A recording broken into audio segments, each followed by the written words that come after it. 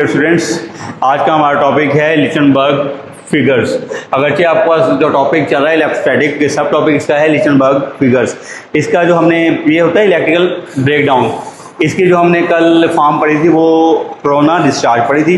Corona discharge और जो लिचनबर्ग figures है बेटे, उन दोनों में कॉमन बात यह है कि वो दोनों ही विजुअल पैटर्न होते हैं इलेक्ट्रिकल ब्रेकडाउन के। एक दूसरे नंबर पे आपके पास लिचनबर्ग जो डिस्कस करने वाले साइंटिस्ट थे, जो फिजिस्ट थे, वो जर्मनी के रहने वाले जॉर्ज क्रिस्टोफ लिचनबर्ग थे। उन्हीं के नाम पर उनको ट्रिब्यूट पेश करने के लिए लिचनबर्ग फिगर्स के नाम पर उनका इस टॉपिक का नाम, इस पूरी फिगर्स का या इस पूरे डिस्चार्ज का इलेक्ट्रिकल ब्रेकडाउन का नाम रख दिया गया।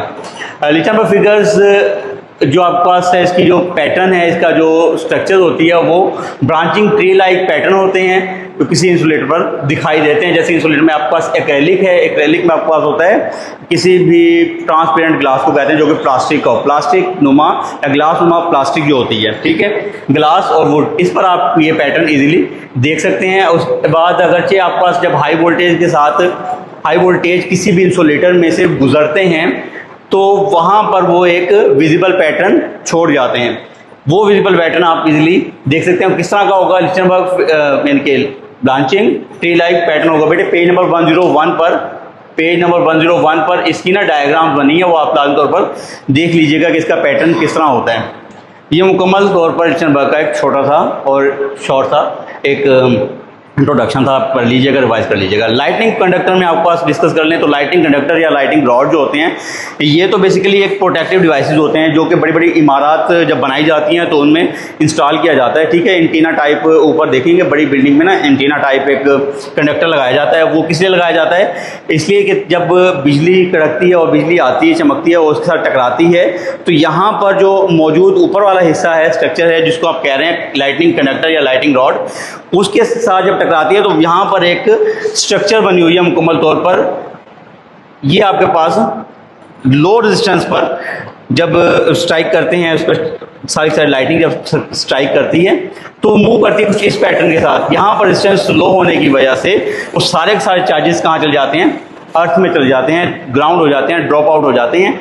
ये आपके पास लाइटिंग कंडक्टर क्या होते हैं? लाइटिंग कंडक्टर प्रोटेक्टिव डिवाइसेस होती हैं जो कि बड़ी बड़ी बिल्डिंग्स बनाते वक्त ख्याल रखा जाता है, इनको इंस्टॉल कर दिया जाता है ताकि इस बिजली के यानी कि स्ट्राइक करने से जो नुकसान होते हैं उनसे बचा जा सके। और डिस्चार्ज प्रोसेस क्या होता है, वो कैसे होता है कि यहाँ पर जो है लो रेजिस्टेंस पर जो वो आपके पास इंसुलेटर होता है, कंडक्टर होता है, वो कंडक्टर होता है, ठीक है, कंडक्टर होता है, वो लो रेजिस्टेंस पर सारे चार्जेस को ड्रॉप आउट कर देता है टू द ग्राउंड या अर्थ में। इसके नुकसान क्या होते हैं? लाइटनिंग स्ट्राइक कैन काज, ये बिजली के चमकने से या गिरने से क्या नुकसान हो सकते हैं? उसमें आपके पास आग का लग जाना, बिल्डिंग के स्ट्रक्चर में जो नुकसान हो सकते हैं, स्ट्रक्चर में जो नुकसान हो उससे बचाने के लिए तो हमने एक प्रोसेस पढ़ा था। उसके अलावा हार्म टू ह्यूमन, आपने देखो अक्सर जब बिजली किसी पौधे की दरख्त पर गिरती है विद इन सेकेंड वो जलकर राख हो जाता है। इस तरह से इंसान पर गिरेगी तो जाहिर सी बात उसमें कोई ना कोई ये फेटल होता है, कोई ना कोई नुकसान तो होगा। इसके अलावा सेपरेशन काज ऑफ लाइटिंग के जो लाइटिंग प्रोसेस किस वजह से होता है? Separation of charges. जब हाई वोल्टेज किसी इंसुलेटर में से गुजरते हैं तो यहाँ पर चार्जेस क्या करते हैं? सेपरेट हो जाते हैं। चार्जेस के सेपरेट होने से यहाँ पर इलेक्ट्रिक फील्ड प्रोड्यूस हो जाता है, स्ट्रॉन्ग इलेक्ट्रिक फील्ड प्रोड्यूस हो जाता है, जिसकी वजह से यहाँ पर इलेक्ट्रिकल डिस्चार्ज प्रोसेस स्टार्ट हो जाता है। इलेक्ट्रिकल डिस्चार्ज प्रोसेस क्या होता है, ये सारा हम उसी के बारे में पढ़ रहे हैं।